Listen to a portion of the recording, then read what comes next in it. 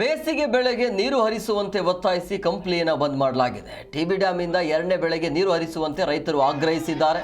ಬಳ್ಳಾರಿ ಜಿಲ್ಲೆ ಕಂಪ್ನಿಯನ್ನು ಬಂದ್ ಮಾಡಲಾಗಿದೆ. ಬಂದ್ ಮಾಡಿ ಸರ್ಕಾರದ ವಿರುದ್ಧ ಈ ರೀತಿಯಾಗಿ ರೈತರು ಆಕ್ರೋಶವನ್ನು ಹೊರಹಾಕ್ತಿದ್ದಾರೆ.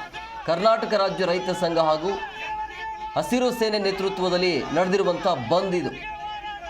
ಅಂದರೆ ರೈತರಿಗೆ ಈಗ 2ನೇ ಬೆಳೆ ಬೇಕು, ಅಂದರೆ ಈಗ ಬೇಸಿಗೆ ಬಂದಿರುವಂಥ ಹಿನ್ನೆಲೆಯಲ್ಲಿ 2ನೇ ಬೆಳೆಗೆ ನೀರನ್ನು ಬಿಡೋದಕ್ಕೆ ಅವಕಾಶ ಮಾಡಿಕೊಡಿ ಅಂಥೇಳಿ ರೈತರು ಇವತ್ತು ಬೀದಿಗಿಳಿದು ಪ್ರತಿಭಟನೆಯನ್ನು ಮಾಡಿದ್ದಾರೆ. ಒಂದು ಕಡೆ ಪ್ರತಿಭಟನೆ, ಮತ್ತೊಂದು ಕಡೆ ಇಡೀ ಊರನ್ನೇ ಬಂದ್ ಮಾಡಿ ಪ್ರತಿಭಟನೆ ಮಾಡ್ತಾ ಇರುವಂಥದ್ದು. ಈ ರೀತಿಯಾಗಿ ಒತ್ತಾಯವನ್ನು ಮಾಡಿದ್ದಾರೆ.